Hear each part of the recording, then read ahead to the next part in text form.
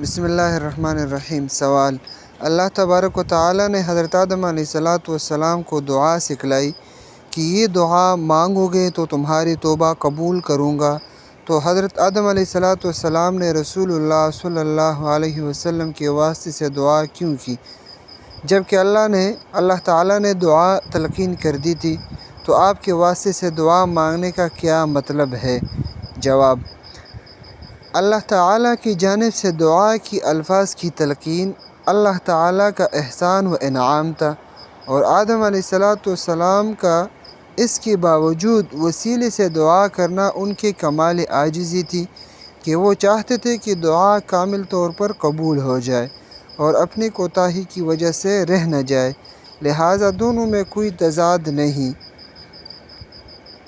شیخ الفتح المتقدمین میں انبیاء والمرسلین حدیث نمبر 24 میں عمر بن خطاب رضی اللہ تعالیٰ عنہ سے روایت ہے کہ حضرت رسول اللہ صلی اللہ علیہ وسلم نے ارشاد فرمایا،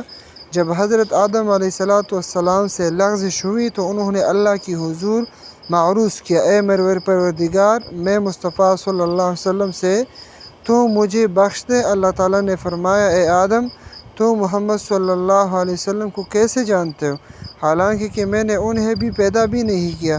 حضرت آدم علیہ السلام نے عرض کیا، اے میرے رب، تو نے جب مجھے اپنی دست قدرت سے پیدا کیا اور اپنی روح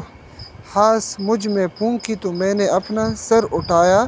تو قوائم عرش پر لا الہ الا اللہ محمد الرسول اللہ صلی اللہ علیہ وسلم لکھا ہوا پایا، تو میں جان گیا کہ تو نے اپنے نام مبارک کے ساتھ انہیں کا نام پاک ملایا ہے جو ساری مخلوق میں سب سے زیادہ تجھے پسندیدہ و محبوب ہے۔ اللہ تعالیٰ نے فرمایا، اے آدم، تم نے سچ کہا، بے شک وہ سارے مخلوق میں میری نزدیک سب سے زیادہ محبوب ہیں، تم ان کے وسیلے سے دعا کرو، میں ضرور تم کو مغفرت عطا کروں گا،